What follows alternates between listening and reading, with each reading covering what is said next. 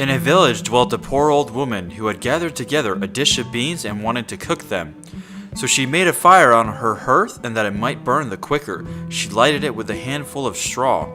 When she was emptying the beans into the pan, one dropped without her observing it and lay on the ground beside a straw, and soon afterwards a burning coal from the fire leapt down to the two. Then the straw began and said, "Dear friends, from whence do you come here?" The coal replied, "I unfortunately sprang out of the fire, and if I had not escaped my main force, my death would have been certain. I should have been burnt to ashes." The bean said, "I too have escaped with a whole skin, but if the old woman had got me into the pan, I should have made to broth without any mercy like my comrades." "And what a better fate to fall into my lot," said the straw. "The old woman has destroyed all my brethren in fire and smoke. She seized 60 of them at once and took their lives. I luckily slipped through her fingers." "But what are we to do now?" said the coal.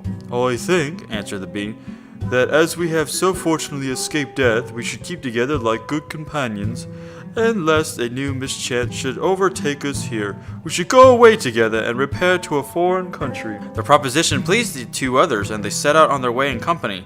Soon, however, they came to a little brook, and as there was no bridge or foot plank, they did not know how they were to get over it. The straw hit on a good idea and said, "I will lay myself straight across, and then you can walk over on me as on a bridge." The straw therefore stretched itself from one bank to the other, and the coal, who was of an impetuous disposition, tripped quite boldly onto a newly built bridge.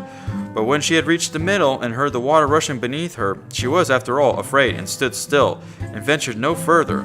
The straw, however, began to burn, broke into two pieces, and fell into the stream. The coal slipped after her, hissed when she got into the water, and breathed her last. The bean, who had prudently stayed behind on the shore, could not but laugh at the event, was unable to stop, and laughed so heartily that she burst. It would have been all over with her, likewise, if, by good fortune, a tailor who was traveling in search of work had not sat down to rest by the brook. As he had a compassionate heart, he pulled out his needle and thread and sewed her together. The bean thanked him most prettily, but as the tailor used black thread, all beans since then have a black seam.